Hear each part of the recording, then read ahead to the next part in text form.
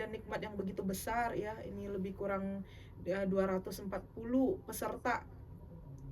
Luar biasa ya. Hal ini sesuatu yang harus kita renungkan teman-teman. Mungkin bentukan hal kecil, tapi kalau kita duduk merenung dengan nikmat Allah yang besar ini bukan hal yang kecil. Karena untuk duduk di majelis itu, terpanggilnya hati untuk duduk di majelis itu tidak semua orang yang mampu, dan tidak semua orang yang Allah titipkan hidayah itu ya. Apalagi mungkin kalau dimanfaatkan waktunya duduk di majelis ini bisa mengerjakan pekerjaan yang lain, ya, bisa mungkin jalan-jalan, entah mungkin mengerjakan sesuatu hal. Tapi teman-teman terpanggil hatinya untuk duduk di majelis, terpanggil hatinya untuk menuntut ilmu. Nah, itu merupakan salah satu dari tanda cintanya Allah kepada kita. Jadi sesekali renungkan, ya Rob, berikan kami keistiqomahan untuk duduk di majelis. Karena tidak semua orang yang Allah kasih kenikmatan yang besar ini, yang mau terpanggil hatinya duduk di majelis ilmu ya. Dan setiap pekan kami sampaikan bahwa bedakan ya, lagi-lagi bedakan aktivitas kita di hari Jumat dengan hari-hari lainnya.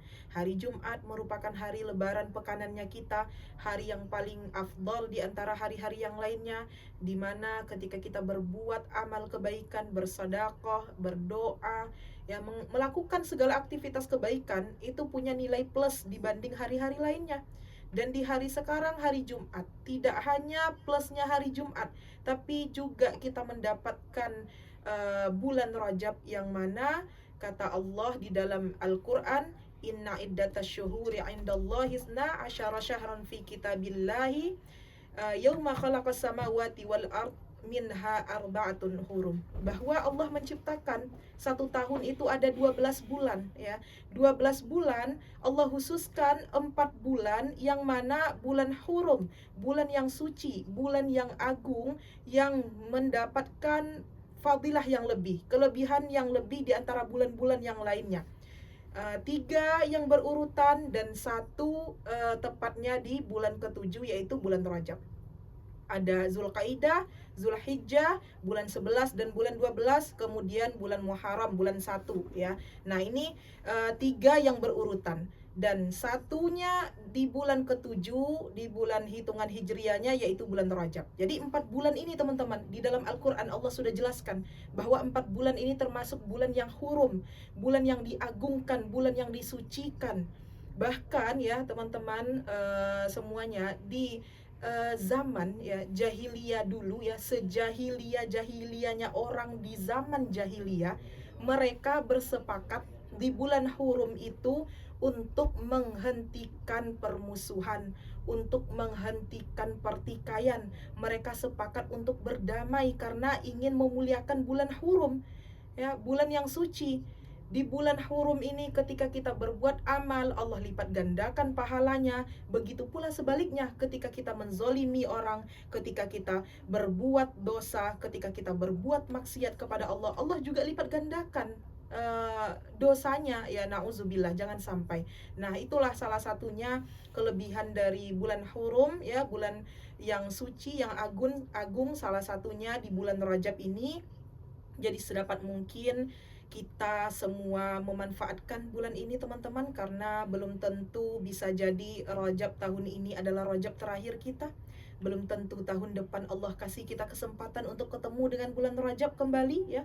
Jadi hari ini yang ada bertikai, yang ada berselisih paham, yang ada mungkin persoalan entah itu dengan tetangga, mertua, teman ya, dengan siapapun ya, ada hati yang rasanya tidak enakan, banyak keselnya ya, cobalah diselesaikan di bulan hurum ini. Sesuatu hal yang tidak baik ketika kita jadikan bulan ini masih bertikai, masih bermusuhan ya, sedangkan orang jahiliyah zaman dulu saja mereka sepakat untuk berdamai. Nah, datangin orang-orang yang mungkin entah itu kita yang sakit hati, entah itu kita yang menyakiti. Datangin. Ketika kita mau meminta maaf, bukan berarti hina teman-teman ya, bukan berarti kalah, tetapi orang yang hatinya lapang untuk mau meminta maaf dan memberi maaf, disitulah Allah akan meninggikan derajat seseorang. Jadi untuk di umur sekarang ya, Allah sudah memberikan kita jatah umur. ada yang 20 tahun, 30 tahun, 40 tahun, 50 tahun. Sudah berapa tahun waktu kita yang memang kita khususkan untuk Allah? Ya, sudah tidak masanya lagi kita hanya fokus kepada duniawi kita. Kalau sudah ada panggilan hati, sudah ada panggilan hidayah ya kepada diri kita untuk terus berbuat amal kebaikan ya. Sesekali diredahkan emosinya, diredahkan keegoisannya ya. Karena ketika kita tidak mau memilih untuk berdamai itu ya pada hakikatnya itu egois dan nafsu dari diri kita semata. Mau sampai kapan? Apakah persoalan duniawi ini kita bawa ke akhirat nanti? Sedangkan perlakuan kita, perbuatan kita semasa di dunia saja ya, belum tentu mudah nanti di yaumil hisab. Sesuatu hal yang paling sulit ya, sesakit apapun kita dalam kehidupan ini teman-teman, sedalam apapun luka kita hari ini ya, sesusah apapun kita dalam persaudaraan, sesusah apapun kita dalam hijrah, sesusah apapun kita dalam menuntut ilmu, ingat ya, tidak ada hari yang paling susah, hari yang paling sulit melainkan hari penghisapan nanti, yang mana anak tidak akan mencari orang tua tidak akan mencari anak, suami tidak akan menanyakan istri, sebaliknya istri juga tidak akan mencari suami. Semua nafsi-nafsi mempertanggungjawabkan amal masing-masing. Jadi sesusah apapun kita dalam kehidupan ini, tetaplah kokoh dalam iman, tetaplah bersabar dalam ketaatan, karena hanya orang-orang yang sabar yang Allah katakan, wallahu yuhibbus sabirin, innallaha ma'as sabirin. Allah mencintai orang-orang yang sabar. Allah bersama orang-orang yang sabar. Memang tidak mudah, tidak semudah dalam melontarkan ya. Namun tentu hadiah di sisi Allah kelak ya, surga yang sudah Allah janjikan. Nah, jangan sampai persoalan duniawi ini kita bawa kelak di yaumil hisab. Mempertanggungjawabkan amal kita hari ini saja belum tentu mudah ya, apalagi menyeret-nyeret problem hal duniawi yang harusnya kita bisa selesaikan di dunia ini ya, dengan saling meminta maaf, dengan saling memaafkan. Ingat, ketika kita mau meminta maaf dengan kerendahan hati dan ketika kita mau untuk memberi maaf, bukanlah hal yang hina, bukanlah sesuatu yang kalah, tapi disitulah Allah akan meninggikan derajat kita.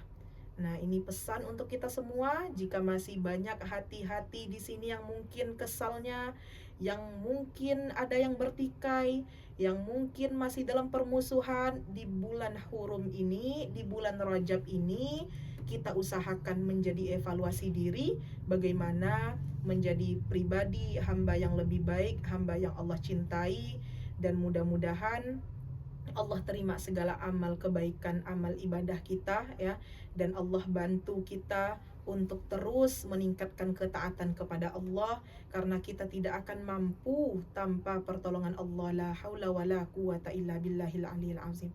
Minta terus sama Allah, ya Allah, berikan kami kesembuhan dari kemaksiatan ini ya Allah. Sembuhkan kami dari maksiat yang kami kerjakan ya Allah. Sembuhkan kami dari sifat zalim yang sering kami lakukan ya Allah. Sembuhkan kami dari segala sifat yang tidak baik ya Allah. Tuntun kami di jalan hijrah ini ya Allah. Tuntun kami di jalan ketaatan ini ya Allah. Dan dekatkan kami kepada Engkau ya Allah. Dekatkan kami kepada sesuatu yang membuat kami dekat kepada Engkau ya Allah. Minta kepada Allah ya. Cukuplah kita menjadi orang yang egois, menjadi orang yang emosian ya. Karena kembali lagi, apa sih tujuan kita hidup di dunia ini? Tidak lain dan tidak bukan, tujuannya kita hidup ini ya, wa ma khalaqatul jinna wal insa illa liya'budun. Tempat kita dunia ini tempat mempersiapkan amal untuk pulang nanti ke hadapan Allah. Sering kami katakan, memang hari ini akhirat itu hanya cerita. Kita bercerita tentang yaumil hisab, bagaimana susahnya kelak di hari perhitungan. Kita bercerita tentang kenikmatan surga, kita bercerita tentang azabnya neraka. Sekarang hanya cerita memang, tapi akan datang masanya dunia tinggal cerita dan akhiratlah yang nyata ya. Jadi tidak lain dan tidak bukan, tugas kita di dunia ini hanya untuk mengumpulkan amal sebanyak mungkin, persiapan pulang ke hadapan Allah. Karena pada hakikatnya kullu nafsin dha'iqatul maut, semua akan pulang ya. Tidak ada yang kekal ya, melainkan yang maha kekal. Semua akan pulang. Kalaupun hari ini orang tua kita sudah mendahului kita, keluarga dekat kita sudah mendahului kita, bahkan mungkin anak kita sudah mendahului kita, yakini kepada hati kita, semua itu hanya tentang waktu. Mereka yang duluan Allah panggil, Allah ingin mereka beristirahat. Allah masih pertahankan kita, Allah masih beri jatah umur untuk kita di dunia ini. Allah ingin kita mengumpulkan amal lebih banyak, dan kelak pertemuan yang kekal, perkumpulan yang kekal di surga firdausnya Allah. Semoga kita kelak Allah kumpulkan dengan orang-orang yang kita cintai, dengan orang tua kita kembali bertemu, dengan saudara kita kembali bersua, dan dengan semua jemaah ketupat ini berkumpul di surga firdausnya Allah. Amin ya rabbal alamin ya. Jadi renungkan ya, ingatkan kepada hatinya untuk meredahkan ya segala emosi, keegoisan, dan menghilangkan nafsu-nafsu yang tidak baik ya. Alhamdulillah, bersyukur kepada Allah ya, kita yang Allah pilih. Perbanyak doa dalam majelis. Kata Rasulullah, barang siapa yang berkumpul mengingat Allah, Allah akan turunkan sakinah dan rahmat. Sakinah kebahagiaan, rahmat kasih sayangnya Allah. Jadi kalau galau-galau, obatnya duduk di majelis ya. Salah satu obat, salah satu syifa ya, salah satu dawanya itu ya duduk di majelis. Datang kegelisahan hati, duduk di majelis, entah itu majelis online ataupun offline secara langsung ya. Nah, ketika duduk di majelis, duduk dengan khidmat, perbanyak doa, karena pada hakikatnya para malaikat hadir di tengah-tengah kita, dan para malaikat ikut mengaminkan doa-doa yang kita panjatkan. Betapa banyak harapan kita kepada Allah. Kalau kita tidak sokong, kalau kita tidak memberikan faktor pendukungnya itu ya, entah sampai kapan doa itu akan diijabah. Jadi kalau ingin doa segera diijabah, kita cari jalan pintasnya. Salah satunya perbanyak duduk di majelis, karena merupakan salah satu tempat diijabahnya doa ya. Ketika duduk di majelis, duduk dengan khidmat ya. Untuk teman-teman santri yang duduknya berjamaah, tinggalkan obrolan duniawinya, tinggalkan obrolan-obrolan yang sekiranya tidak penting ya.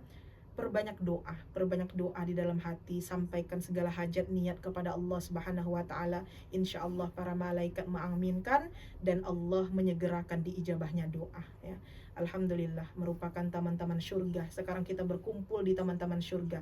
Kalaupun Allah panggil kita di hari ini, kalaupun Allah panggil kita sesudah dari taklim ini, insyaallah kesudahan yang baik, husnul khatimah, kesudahan yang baik ya ketika sesudah dari majelis. Karena tidak ada cita-cita yang paling tinggi di permukaan bumi Allah ini, melainkan cita-cita ingin kesudahan yang baik, husnul khatimah. Benar nggak teman-teman ya? Sebanyak apapun cita-cita kita di dunia ini, setinggi apapun harapan dan impian kita, tidak ada cita-cita yang paling tinggi melainkan Allah wafatkan dalam kesudahan yang baik, husnul khatimah. Nah, mudah-mudahan kita salah satunya.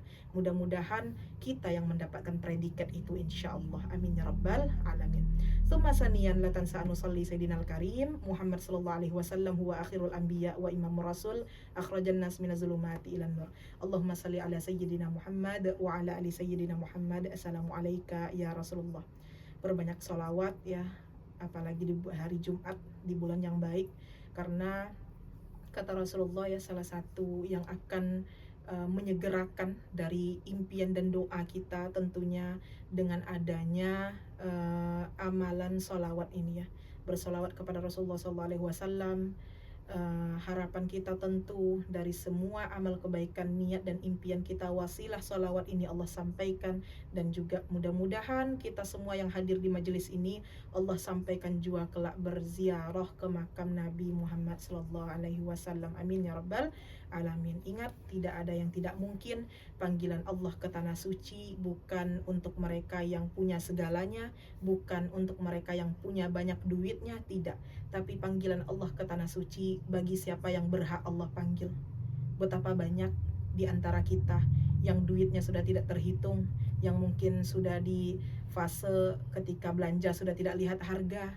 Tapi betapa banyak juga di antara mereka tidak terpanggil untuk datang berziarah ke makam Nabi ya, ke Baitullah ya, bahkan mungkin memilih safar ke tempat-tempat yang lain. Nah, jadi jangan ngerasa hal itu mustahil ya. Insya Allah bagi siapa yang Allah kehendaki, amalkan sholawat dan terus berdoa kepada Allah, Allah sampaikan insya Allah harapan dan doa kita. Amin ya rabbal alamin. Baik, insya Allah sekitar 5 menit lagi mungkin ya, 3-5 menit Umah akan join untuk menyempurnakan taklim kita pada pagi ini. Adapun judul kita pada pagi ini apa teman-teman? Judul katupat kita yaitu belajar dari kegagalan ya. Nanti insya Allah akan disempurnakan oleh guru kita bersama. Belajar dari kegagalan. Sering kami katakan bahwa semua kita punya jatah gagalnya masing-masing ya. Semua kita punya jatah gagalnya masing-masing. Selagi muda, selagi masih sehat, habiskan jatah gagal itu agar kuota kesuksesan kelak yang akan kita nikmati ya.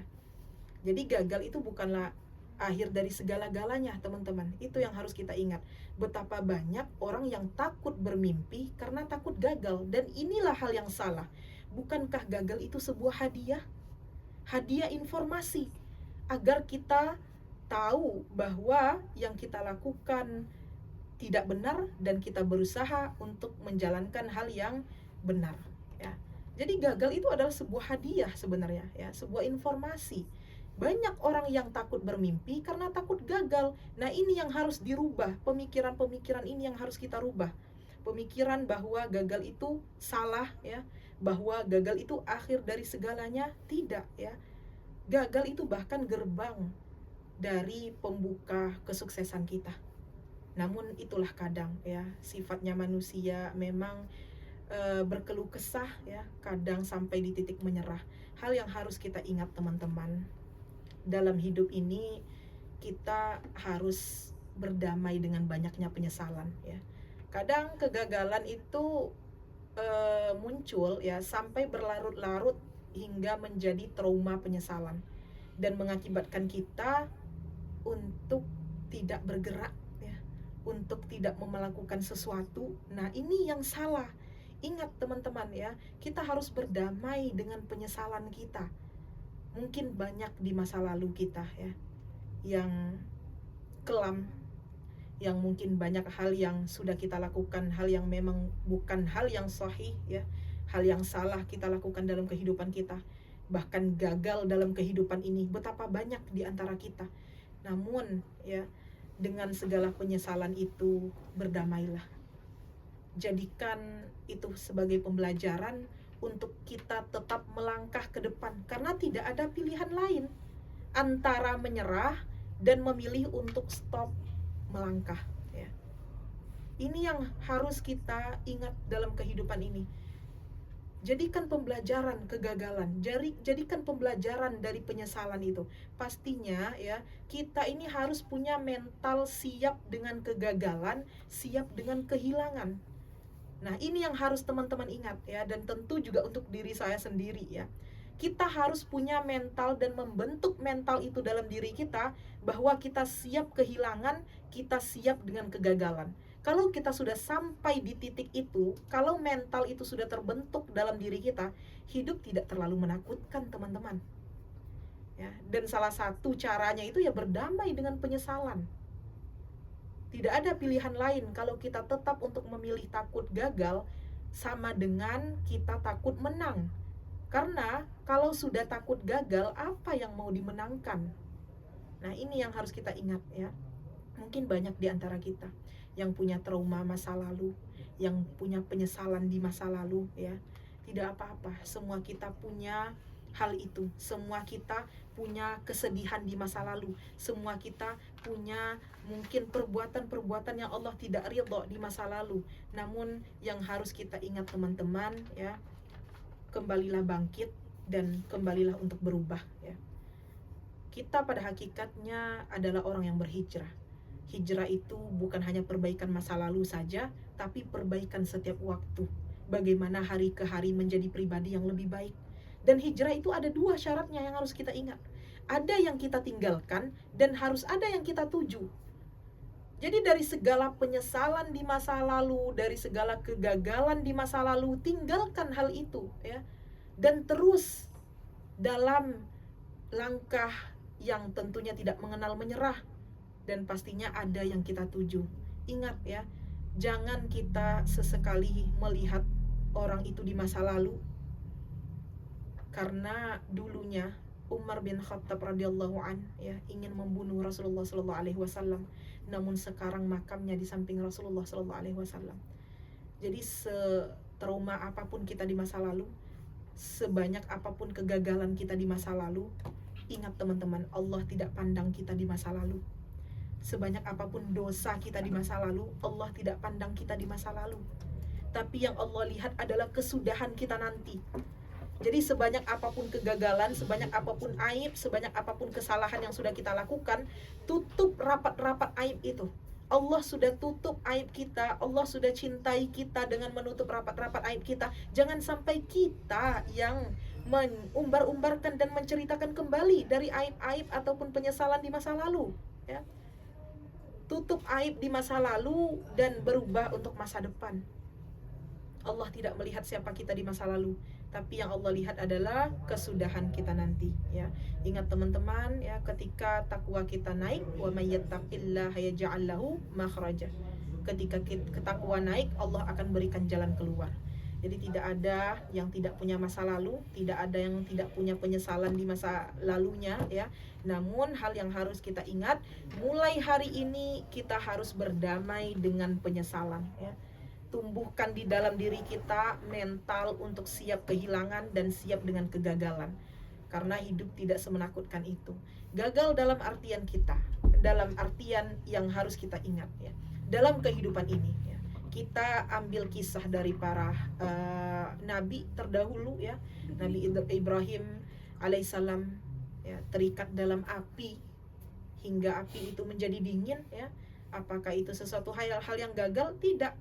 Bagaimana Allah memberikan contoh Nabi Yunus, ya, ditelan ikan, ya, di tengah laut yang kaki tidak memijak tanah, tepian tidak tampak. Apakah itu gagal? Tidak. Selama kita bersama Allah, tidak ada yang gagal, ya. Allah belum kasih kita keturunan, apakah itu disebut gagal? Bukan kegagalan. Allah hancurkan bisnis kita, apakah itu disebut gagal? Bukan kegagalan. Allah panggil, Allah ambil anak kita, Allah ambil suami kita, Allah ambil orang tua kita, Allah ambil keluarga tercinta kita. Apakah itu sebuah kegagalan? Itu bukan sebuah kegagalan. Justru kita gagal itu ketika ada kekuasaan di tanganmu, tapi kau tidak pakai untuk menolong agama Allah. Belum tentu dalam pandangan kita mereka sukses dari segala pencapaiannya, ya. Namun bisa jadi mereka itulah orang yang sebenar-benarnya gagal di hadapan Allah. Ketika punya harta, ketika punya rezeki yang berlebih, tidak dibuat untuk menolong agama Allah, ya.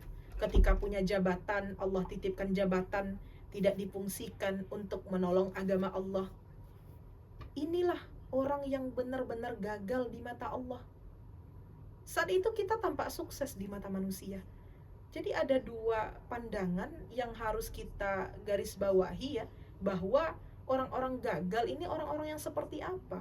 Belum tentu sehancur-hancurnya diri kita adalah orang yang gagal. Belum tentu. Bisa jadi orang yang dibuat hancur sehancur-hancurnya dalam kehidupan ini, tapi ketika hatinya, lisannya berbisik kepada Allah, keningnya terus bersujud tersungkur dalam air mata, merekalah orang-orang yang tidak gagal di hadapan Allah. Nah, ini yang harus kita garis bawahi, ya. Sukses itu seperti apa yang dikatakan sukses? Karena kita tidak bisa hanya mengambil pandangan dari manusiawi semata. Kalau memang pandangan kita orang sukses itu orang yang punya keturunan, orang yang punya harta, orang yang punya jabatan, orang yang punya segala kecukupan, ya. Ingat, dalam istilah agama kita ada yang namanya istidraj, yang mana nikmat berbungkus azab. Nauzubillah, jangan sampai.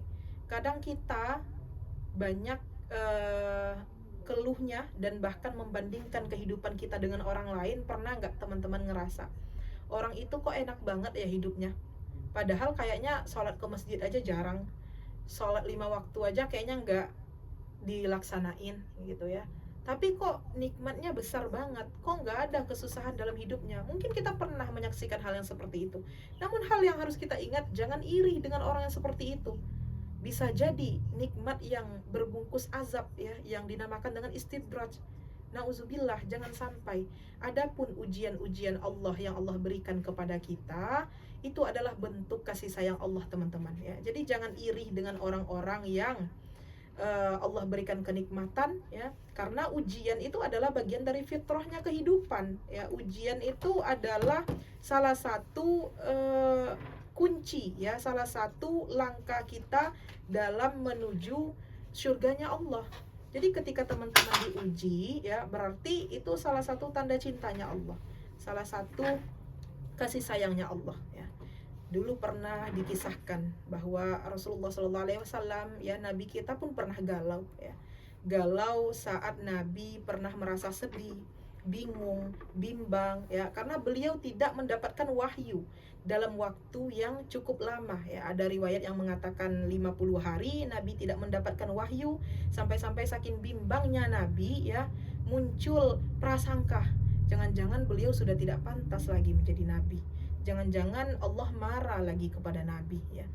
Nabi sangat rindu sekali dengan malaikat Jibril yang menurunkan wahyu saat itu ya, sampai Nabi sangat galau, sangat bersedih ketika tidak turunnya wahyu dalam waktu yang cukup lama ya. Sampai saat itu Nabi bahkan dikatakan sebagai orang gila ya. Nabi ditinggalkan oleh Tuhannya.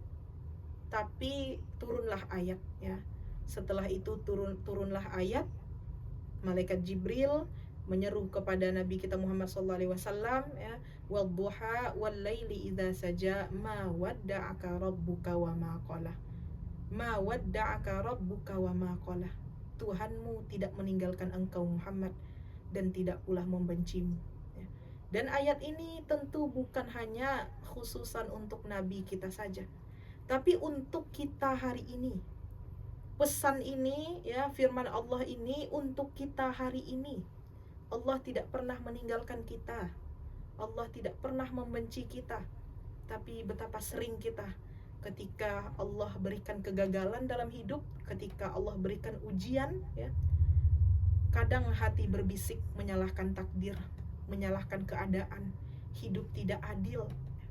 Betapa sering kita menyalahi Allah, padahal semua itu adalah cara Allah ingin mendekatkan kita kepadanya ya.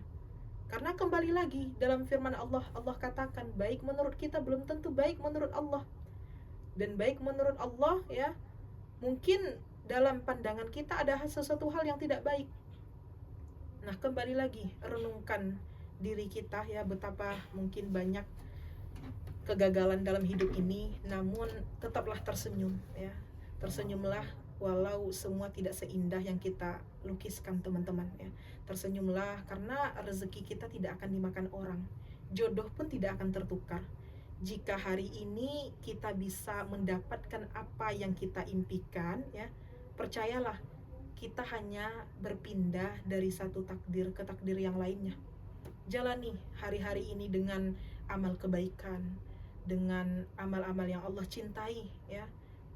Tak perlu cemas untuk esok hari yang belum tentu kita lalui ya. Namun tuliskan segala mimpi kita itu dengan azam yang kuat ya, dengan keyakinan yang kuat, dengan keyakinan yang mempercayai bahwa Allah akan kasih ya. Namun di balik goresan-goresan impian kita itu, ingat ya, ada yang harus kita ingat. Di ujung rencana kita itu ada pesan yang telah diangkat dan lembaran-lembaran takdir yang mengiringi. Dia tetap semangat untuk kita yang mungkin hari ini banyak kecewanya, yang mungkin hari ini banyak gagalnya ya. Dan salah satu kunci dari kesuksesan itu adalah melewati kegagalan ya. Nah, yang harus kita ingat ada 7 cara juga yang membuat kita tetap semangat dan terus bergairah dalam perjuangan ya. Jangan membenci siapapun, sekalipun ada yang bahkan menyalahi hakmu ya. Jangan membenci siapapun, Jangan pernah bersedih secara berlebihan. Sekalipun problem kita sangat memuncak ya. Sedih itu boleh, itu manusiawi banget. Kalau udah nggak sedih juga itu dipertanyakan gitu ya. Jadi sedih itu harus juga, ya itu sifatnya manusia. Tapi jangan sampai berlebihan, apalagi sampai di tingkat yang memang kita menyalahi takdir, menyalahi keadaan, menyalahi segala aturan Allah, nauzubillah. Jangan sampai ya. Sejauh-jauhnya kita pergi, ingat ya ada tempat kita berpulang, yaitu Allah Subhanahu wa taala. Jangan berlebihan ya, sekalipun problem kita memuncak. Kemudian yang ketiga, hiduplah dalam kesederhanaan sekalipun serba cukup. Ini salah satu juga yang harus kita latih dalam hidup kita. Kami ingat dengan pesannya almarhum Kiai Haji Zainuddin ya. Beliau pernah menyampaikan dalam dakwanya bahwa kita itu harus mempersiapkan dengan kehidupan yang tidak enak. Karena ketika kita ketemu dengan kehidupan yang enak, dengan serba ada, kita bisa bersyukur. Tapi ketika kita bertemu dengan kehidupan yang tidak enak, kita bisa bersabar. Namun, kalau sebaliknya kita tidak pernah mempersiapkan kehidupan yang tidak enak, tidak pernah mempersiapkan kehidupan yang sederhana, ketika kita bertemu dengan kehidupan yang enak, kita rasa semua itu adalah sebab kita ya, mengakibatkan kita kufur kepada Allah. Dan ketika Allah berikan kehidupan yang tidak enak ya, dalam kesederhanaan, membuat kita mengeluh kepada Allah. Nah, jadi itu pentingnya kita hiduplah dalam kesederhanaan ya, sekalipun serba ada. Dan kemudian berbuat kebaikanlah sekalipun banyak musibah ya. Tetap berbuat baik. Kegagalan kita cukup dengan diri kita. Jangan sampai imbasnya kepada orang lain ya. Mungkin bisa jadi kegagalan yang kita hadapi dan kita tetap terus berbuat baik kepada orang lain, disitulah nanti pertolongan Allah itu datang. Nah, kemudian perbanyaklah memberi, walau kadang kita juga dalam keadaan susah. Bahkan yang Allah lihat ya, Allah paling mencintai orang yang mau untuk ringan tangan memberi dengan sesama, padahal dia pun dalam keadaan susah. Apapun yang bisa kita beri, dan bahkan disitulah nilai plusnya di mata Allah ya. Belum tentu juga ketika kita punya serba ada baru mau memberi, belum tentu. Kadang kita pernah melontarkan, oh sedekah itu nanti aja kalau sudah memang banyak duitnya, kalau sudah memang Allah kasih kemampuan lebih begitu ya. Tapi ketika Allah beri rezeki banyak, belum tentu juga hatinya tergerak untuk memberi. Nah, dilatih untuk saling memberi itu dari hari sekarang. Walaupun mungkin kita juga serba kekurangan ya, tentu dengan memberi apa yang bisa kita beri.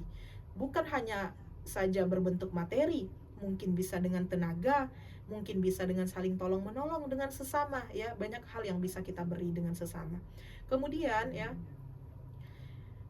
jangan memutuskan doa untuk sesama kita. Itu yang terpenting teman-teman ya. Apa yang harus kita lakukan dalam kita menghadapi kegagalan ya, menjadikan kegagalan pembelajaran.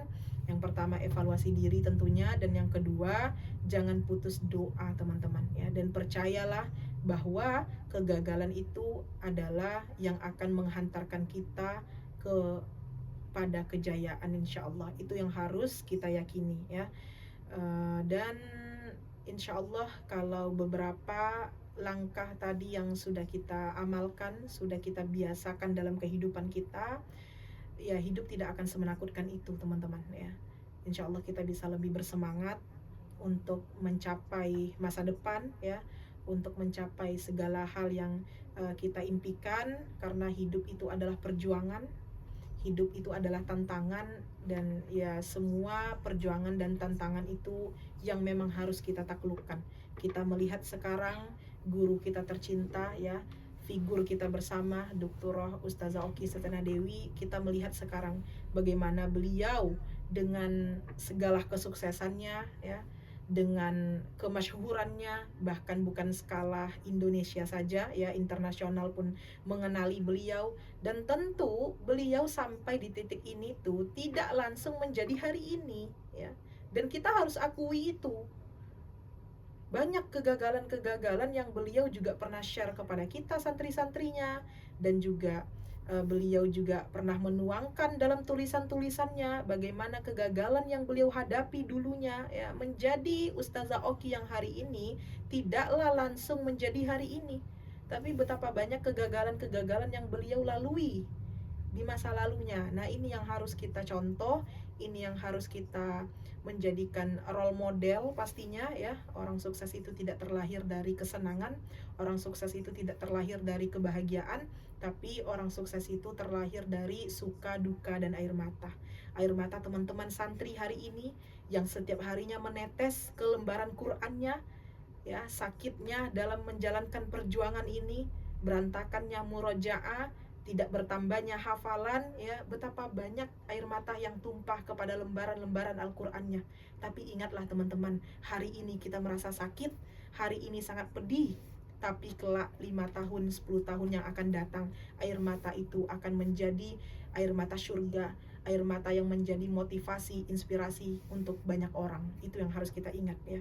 Jadi terakhir pesan kami, sesakit apapun hari ini, sedalam apapun luka yang kita rasakan dalam perjuangan ini, tetaplah di jalan perjuangan.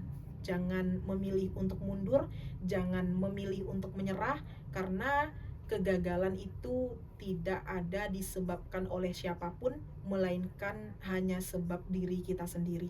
Orang lain tidak pernah bisa membuat kita gagal. Siapapun tidak pernah bisa membuat kita gagal, tapi yang membuat kita gagal itu adalah diri kita sendiri. Ketika kita memilih untuk menyerah, ketika kita sudah tidak ingin bangkit, disitulah semuanya akan selesai. Hidup hanya satu kali teman-teman. Sayang sekali kalau tidak menjadi apa-apa. Sayang sekali kalau tidak menjadi kehidupan yang bermanfaat untuk orang lain.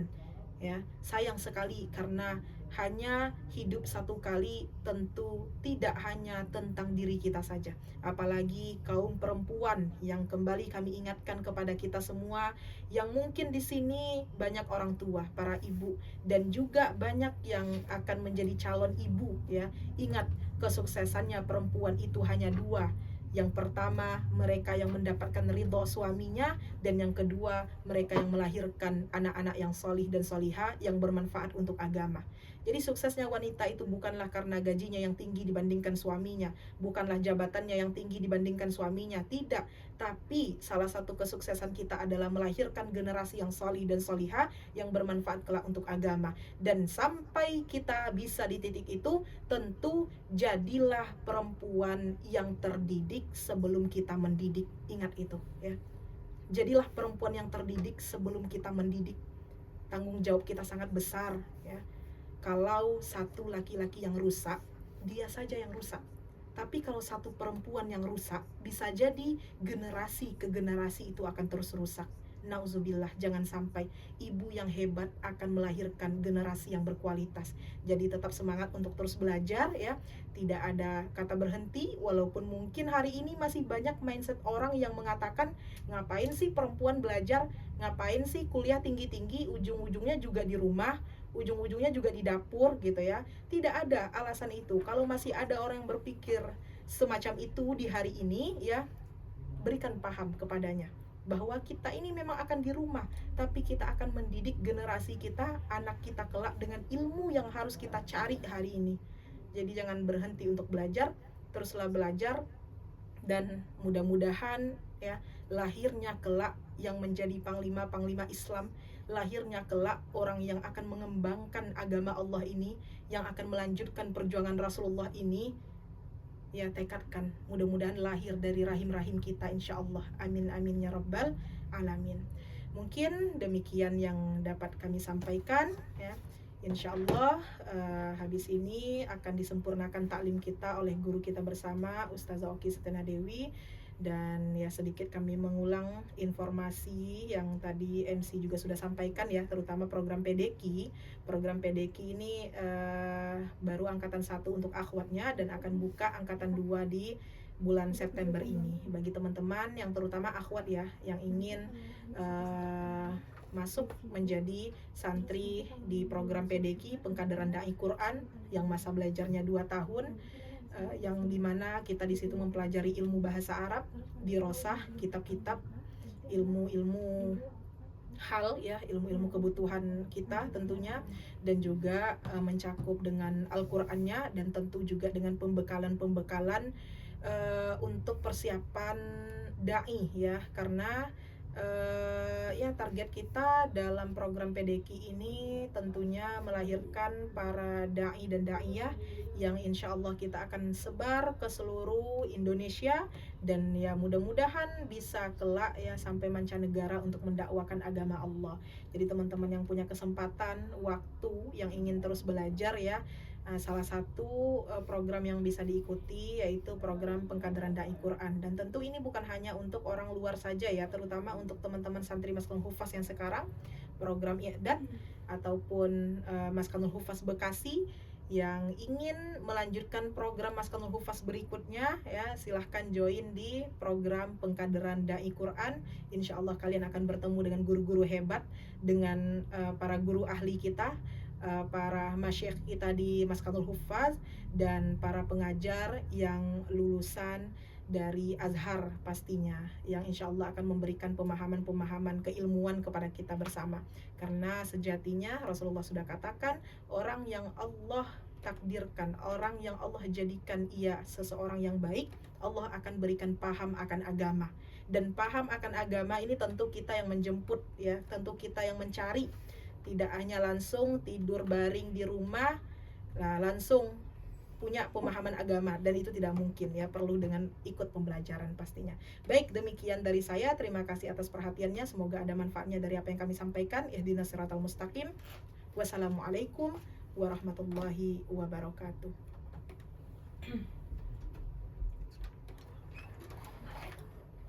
Waalaikumsalam warahmatullahi wabarakatuh. Masya Allah ya teman-teman ya, beberapa nasihat dari Ustazah Lithia kami ucapkan terima kasih. Semoga apa yang beliau sampaikan bukan hanya kita dengarkan dan kita amati, tapi semoga apa yang beliau sampaikan insya Allah akan